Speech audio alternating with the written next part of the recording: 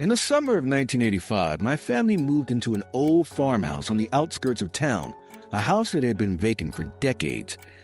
There was a certain charm in its peeling paint and groaning floorboards, but as soon as I entered the dimly lit attic, a chill washed over me. Among the dusty crates and cobwebs stood an ancient wardrobe, its dark wood carved with symbols I didn't recognize. It drew me in like a moth to a flame, teasing an excitation that quickly morphed into trepidation. My parents warned me to stay away from upstairs, but curiosity has a pull that is almost impossible to resist. One rainy afternoon, boredom overwhelmed me, and I crept up the stairs, the air growing heavier with each creak of the old wood. I opened the wardrobe door, and a scent of mildew assaulted my senses.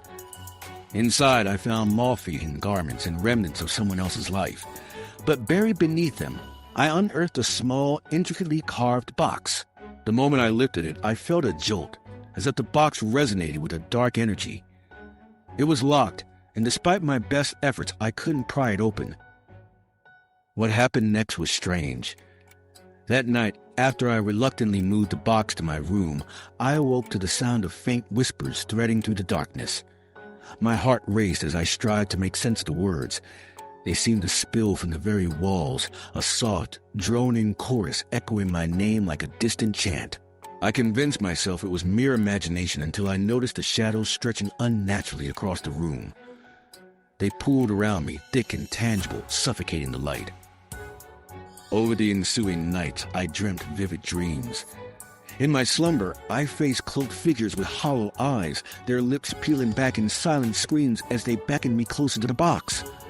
It wasn't long before I succumbed to the compulsion to break its lock, desperate for answers. With trembling hands, I pried it open, revealing nothing but a single weathered key and a note inscribed with a warning.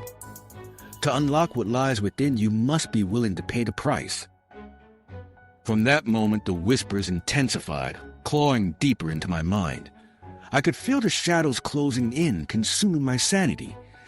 I knew then that some doors are meant to remain shut, for what I unleashed that night was a darkness that clamored not only for my attention, but for my very soul. The lining of reality frayed at the edges, and I began to question, was I the seeker of hidden truths, or merely a pawn in a game orchestrated by the echoes of the past? I've come to learn that some mysteries, no matter how tantalizing, are best left unsolved.